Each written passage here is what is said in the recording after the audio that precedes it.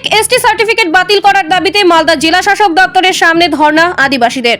ঘটনাকে ঘিরে ব্যাপক উত্তেজনা, পুলিশের সাথে ধস্তাধস্তি, আহত এক সিভিক ভলেন্টিয়ার সহ এক পুলিশকর্মী। উল্লেখ্য, আজ পশ্চিমবঙ্গ আদিবাসী কল্যাণ সমিতির পক্ষ থেকে পূর্ব নির্ধারিত সময় অনুযায়ী ডেপুটেশন কর্মসূচিতে অংশ নেওয়া হয়েছিল।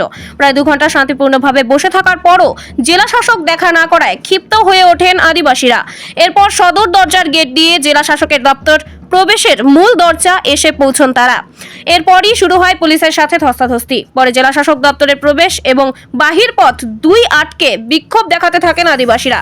জেলা শাসক দেখা করা না পর্যন্ত এই বিক্ষোভ চলবে বলে জানান সংগঠনের সদস্যরা।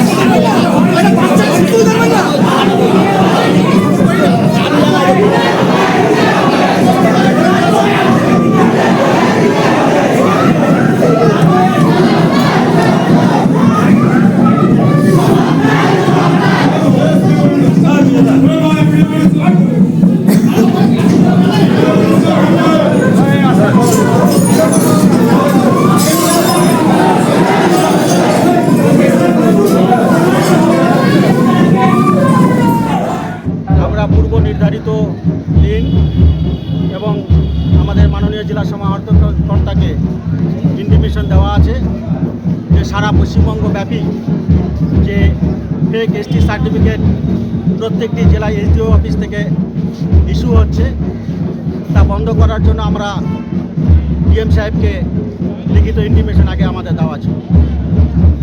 দেওয়া ছিল টাইম।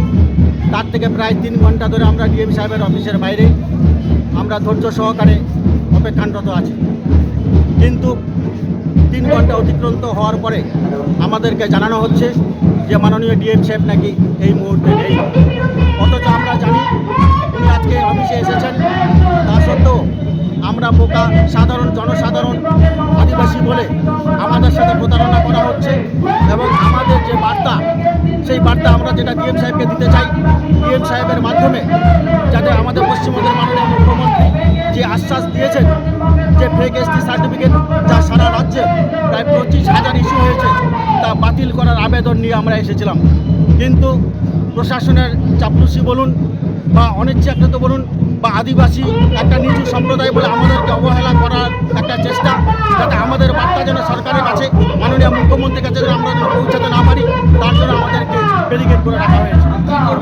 তাই আমাদের আবেদন, যতক্ষণ পর্যন্ত ডিএম সাহেব আমাদের সঙ্গে এসে আমাদের আবেদন না নেবেন ততক্ষণ পর্যন্ত আমরা ডিএম সাহেবের যে দ্বার, প্রবেশ দ্বার, সেই দ্বার আমরা অবরুদ্ধ করে রাখি। আপনার সাথে পুলিশদের কোনো বচসা হয়েছে? না, আমাদের সাথে পুলিশদের কোনো বচসা হয়নি। আমরা শান্তিপূর্ণভাবে অবরোধ করে রেখেছি। কোনো পুলিশকে আহত হয়েছে? না, আমাদের কাছে এরকম কোনো বিশৃঙ্খল কোনো ঘটনা ঘটেনি। সব শান্তিপূর্ণভাবে আমরা ডিএম সাহেবের প্রবেশদ্বার অবরোধ করেছি। আমার নাম প্রভাত মিশ্র।